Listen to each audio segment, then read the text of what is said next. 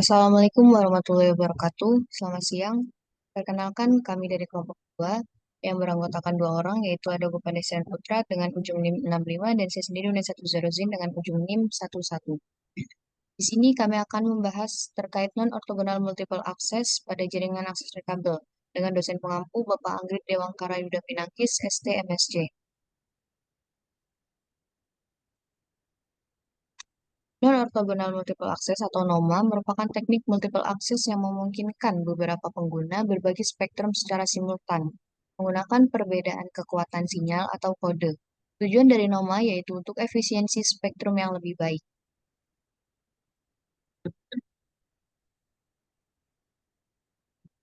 Untuk karakteristik dari non-orthogonal multiple access, yang pertama ada mendukung banyak koneksi secara bersamaan, di mana NOMA dirancang untuk mengakomodasi ribuan pengguna secara bersamaan dalam satu saluran komunikasi. Ini sangat penting untuk aplikasi IoT yang membutuhkan konektivitas simultan untuk banyak pengguna. Lalu yang kedua ada memanfaatkan perbedaan daya antar pengguna. Mana dalam NOMA, pengguna dengan kondisi saluran yang berbeda, misalnya jarak dari BTS atau kualitas sinyal dapat dialokasikan daya yang berbeda. Lalu yang ketiga ada mengurangi latensi dibandingkan OMA. NOMA mengurangi latensi dalam pengiriman data dibandingkan dengan ortogonal multiple access dengan mengizinkan beberapa pengguna untuk mentransmisikan data secara bersamaan dalam satu frekuensi. NOMA mengurangi waktu yang diperlukan untuk menjangkau semua pengguna. Dan yang terakhir ada efisien untuk pengguna dekat dan jauh dari BTS.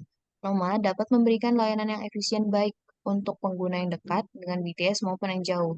Dengan memanfaatkan perbedaan daya, NOMA memastikan bahwa pengguna yang lebih jauh tidak terabaikan dan tetap dapat terhubung dengan jaringan meskipun dengan kualitas yang berbeda. Nah, selanjutnya untuk prinsip kerja dari non-orthogonal multiple access atau NOMA. Prinsip kerjanya yang memanfaatkan power domain. Power domain ini menggunakan daya yang membedakan antar pengguna. Pengguna yang lebih dekat ke base station mendapatkan lebih banyak daya, sementara yang lebih jauh mendapatkan lebih sedikit daya. Untuk pengaturannya, pengguna dengan channel kuat diberi daya rendah, pengguna dengan channel lemah diberi dengan daya lebih besar. Pada gambar di samping dapat kita lihat merupakan proses power down uplink dan downlink NOMA.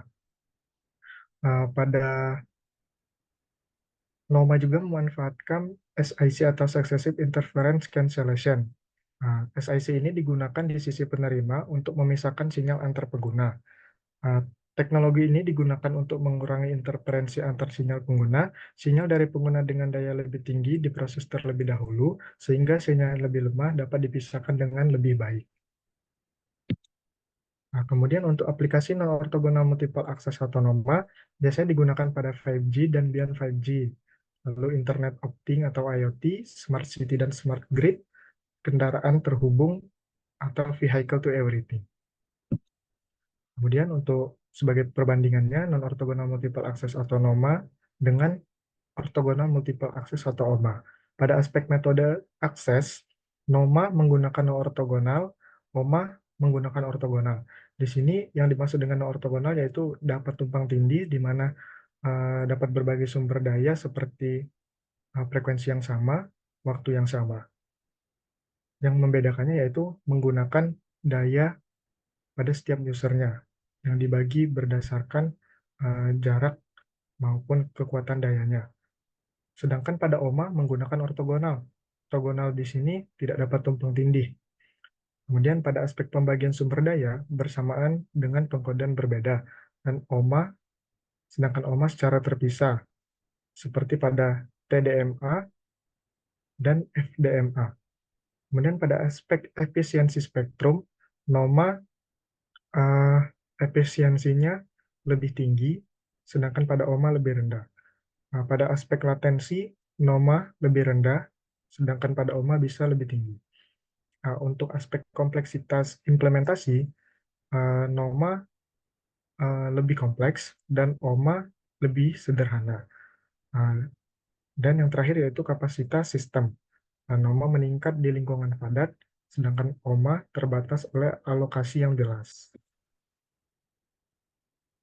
Oke, selanjutnya yaitu keuntungan dari NOMA. Yang pertama ada efisiensi spektrum meningkat, di mana NOMA memaksimalkan penggunaan spektrum frekuensi dengan membiarkan beberapa pengguna menggunakan saluran yang sama, sehingga mengurangi pemborosan sumber daya. Lalu yang kedua bisa melayani lebih banyak pengguna, di mana dengan kemampuan untuk menghubungkan banyak pengguna secara simultan, NOMA cocok untuk lingkungan dengan kepadatan tinggi seperti kota besar. Lalu ada yang ketiga yaitu mendukung kebutuhan data yang beragam, di mana Noma dapat menangani berbagai jenis aplikasi dan kebutuhan data, dari yang membutuhkan bandwidth tinggi hingga yang lebih rendah, tanpa mengorbankan kualitas layanan. Dan yang terakhir ada throughput sistem lebih tinggi, di mana dengan mengizinkan banyak pengguna untuk mengakses saluran secara bersamaan, Noma meningkatkan throughput keseluruhan sistem, memungkinkan transfer data yang lebih cepat dan lebih efisien. Selanjutnya yaitu ada tantangan dari NOMA. Yang pertama ada kompleksitas pemrosesan, di mana NOMA memerlukan algoritma Successive Interference Cancellation atau SIC yang efisien untuk memisahkan sinyal dari beberapa pengguna yang bisa menjadi kompleks dan memerlukan pengolahan yang lebih canggih. Yang kedua ada manajemen daya antar pengguna, di mana pengaturan daya yang tepat sangat penting untuk memastikan semua pengguna mendapatkan kualitas layanan yang baik, sehingga memerlukan strategi manajemen daya yang efektif. Yang ketiga ada interferensi antar sinyal pengguna, di mana karena beberapa pengguna berbagi saluran yang sama, interferensi antar sinyal dapat terjadi yang dapat mengurangi kualitas komunikasi. Dan yang terakhir ada perlu protokol jaringan yang tepat, di mana diperlukan protokol yang sesuai untuk mengelola akses dan komunikasi di antara pengguna agar Noma dapat berfungsi dengan optimal.